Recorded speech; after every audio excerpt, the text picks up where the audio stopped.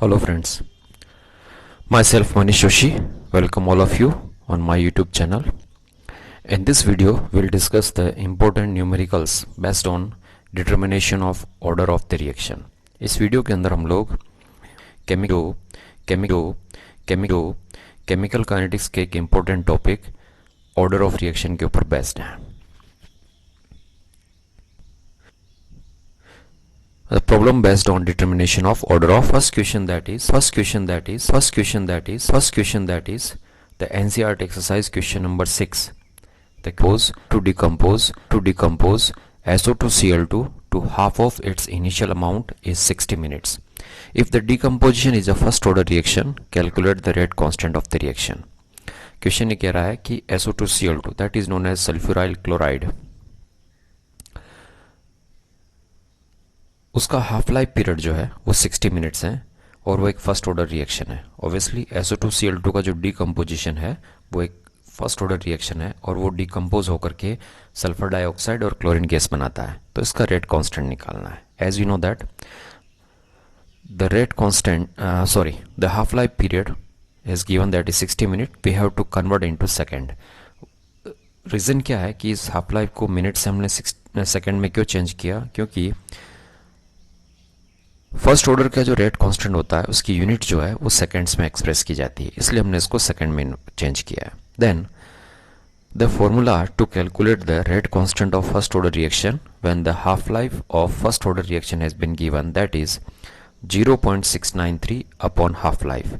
So place the value of half life in this formula and calculate the rate constant. That value will be here 1.925 into 10 raised to power minus 4 second inverse. Now this is the second question, NCERT exercise question number 10. In a reaction between A and B, the initial rate of the reaction was measured for different initial concentration of A and B as given below. एक reaction है A और B के बीच में हो रही है, उसका initial rate reaction दे रखा है और इनिशियल कंसंट्रेशन दे रखा है. ए का इनिशियल कंसंट्रेशन, बी का इनिशियल कंसंट्रेशन और initial rate of the reaction. तीन एक्सपेरिमेंट यहाँ पर दिए गए हैं. ध्यान से समझिएगा इस चीज़ को कि किसी भी न्यूमेरिकल्स में अगर इनिशियल रेट और इनिशियल कंसंट्रेशन दे रखी है, इसका मतलब वो जो रिएक्शन है वो टोटली बेस्ड है इनिशियल रेट मेथड पर. और इनिशियल रेट मेथड हमने पढ़ा है कि इनिशियल रेट मेथड क्या होता है. In that method we make the constant the concentration of all the reactants except for which we want to determine the order of the reaction. कहने का मतलब किसी रिएक्शन के अंदर जिस रिएक्टेंट के रेस्पेक्ट में हम लोग ऑर्डर निकालना चाहते हैं उसके अलावा जितने भी रिएक्टेंट्स हैं उनकी कंसंट्रेशन को कांस्टेंट कर दिया जाता है. हर एक रिएक्टेंट के रेस्पेक्ट में ऑर्डर निकालते हैं और ऑर्डर निकालने के बाद उसका सम कर लिया जाता है तो उस रिएक्शन का ओवरऑल ऑर्डर हमको मिल जाता है. तो ये उसका बेसिक प्रिंसिपल है. So the question is what is the order of the reaction, कि उस रिएक्शन का ऑर्डर क्या होगा with respect to A and B, कि ए के रेस्पेक्ट में क्या होगा और बी के रेस्पेक्ट में क्या होगा. ये question purely initial rate method के ऊपर है. तो अगर हमको नहीं पता है तो हम लोग उसका एक जनरलाइजेशन जैसे लिखते हैं कि rate is equals to K A power P B power Q. Okay, दो ही रिएक्टेंट है इसलिए हमने दो लिया है. पी और क्यू क्यों लिया गया? क्योंकि इनकी जो कंसंट्रेशन पावर्स हैं उनको हमको पता नहीं है और यही कंसंट्रेशन पावर लास्ट में ऑर्डर के रूप में रिफ्लेक्ट होती है. तो इसको सोल्व करने के लिए सबसे पहले हम लोग ऐसे दो एक्सपेरिमेंट पिकअप करेंगे जिसमें से या तो ए की कंसंट्रेशन कॉमन हो या फिर बी का कंसंट्रेशन कॉमन हो. अगर कॉमन नहीं है तो हम लोग उसको किसी फैक्टर से मल्टीप्लाई करके कॉमन बना सकते हैं, लेकिन किसी एक का ही कॉमन होना चाहिए. तो यहाँ पर हम लोग देख रहे हैं कि रेट 1 में एक का कंसंट्रेशन 0.2 है, फर्स्ट एक्सपेरिमेंट में 0.2 है और सेकंड में भी 0.2 है. तो यहाँ पर हम लोग एक्सपेरिमेंट फर्स्ट और एक्सपेरिमेंट सेकंड दोनों का सिलेक्शन करेंगे. तो एक्सपेरिमेंट फर्स्ट के बेसिस पर जो रेट बनेगी वो यहाँ लिखा है हमने, rate 1 is equals to 0.20 power P 0.30 power Q is equals to rate 5.07 10 raised to power minus 5.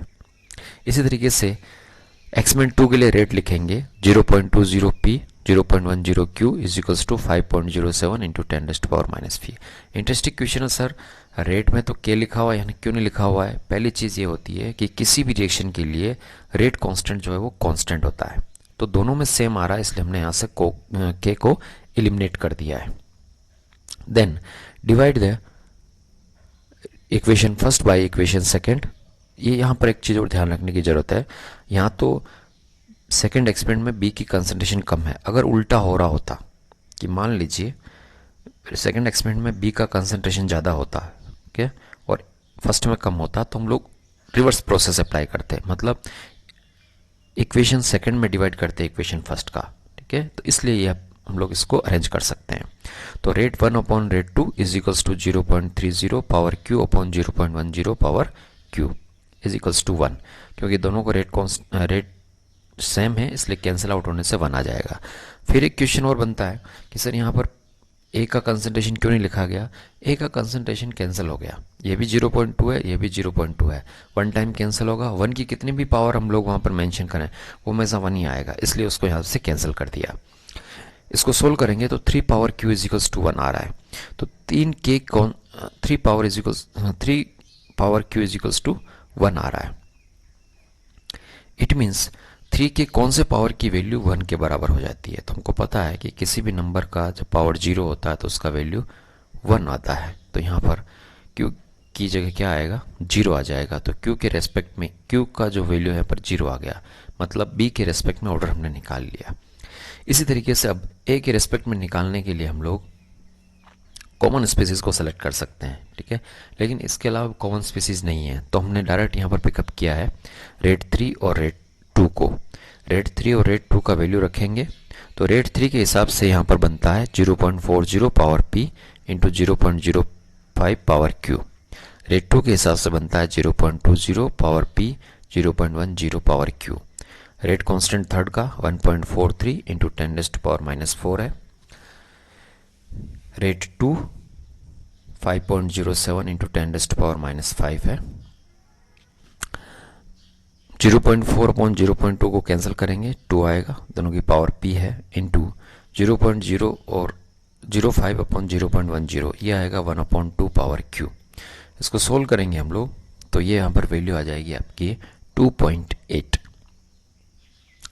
Q is equals to 0 बन गया, इसका मतलब तो ये हुआ कि 2 power P into 1/2 naught 0 is equals to 2.8, और 1/2 का मतलब 1 होगा, तो 2 पावर P इक्वल टू 2.8। अब ये फ्रैक्शन में आ रहा है, तो इसको सोल्व करने के लिए हम लोग लॉग की हेल्प लेते हैं।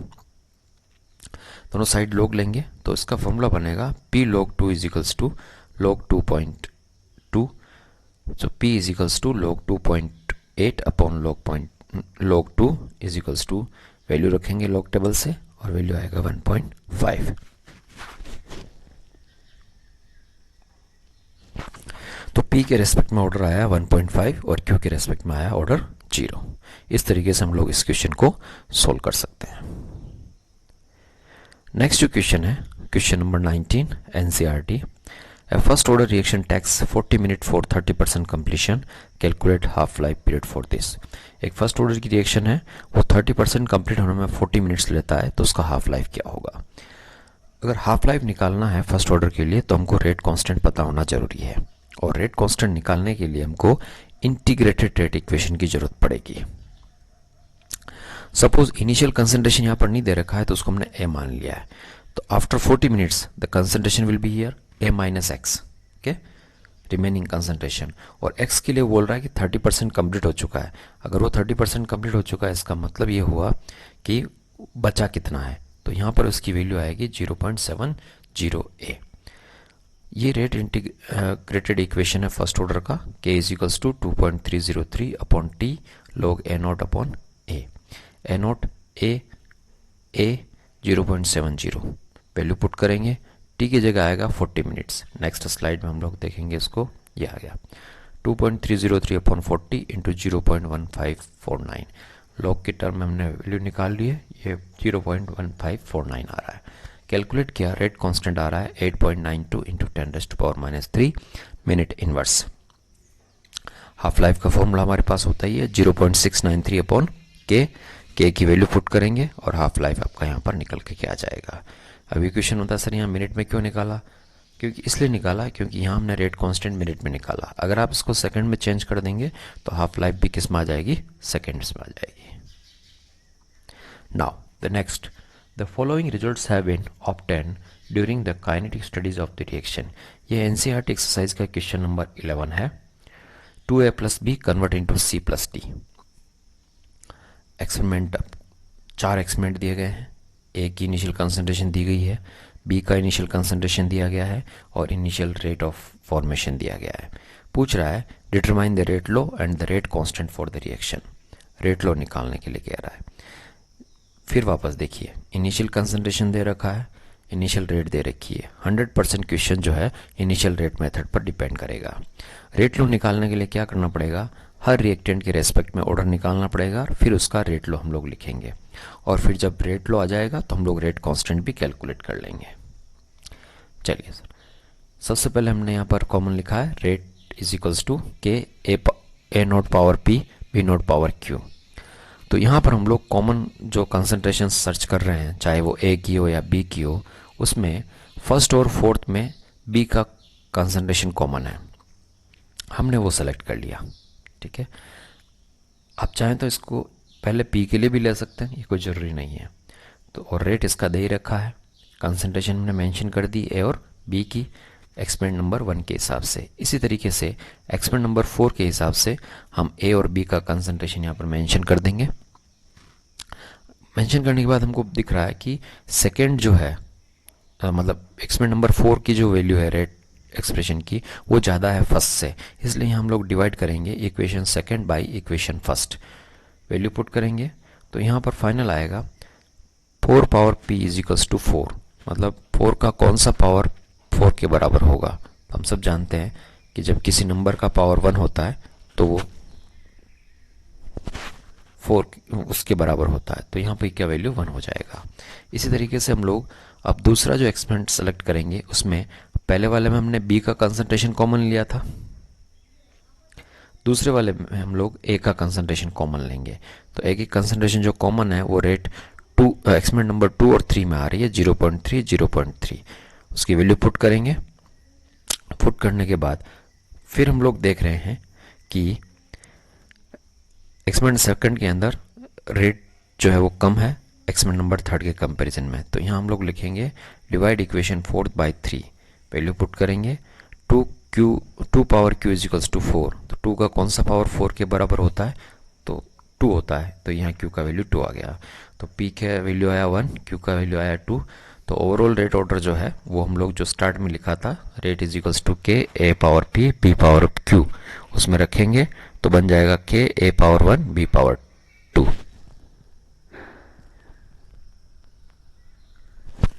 देन हमको रेट कांस्टेंट निकालना है, तो किसी भी एक एक्सपेरिमेंट का rate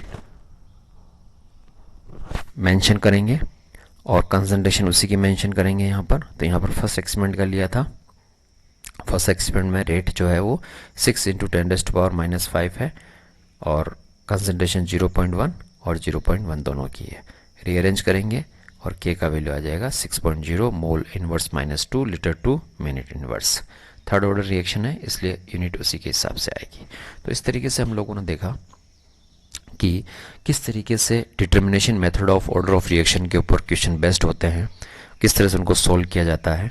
and such type of question में be asked in the all the competitive examination related to the science stream like NEET, JEE Mains, Advance, RPVT, all the types, AIMS, whatever they are, okay?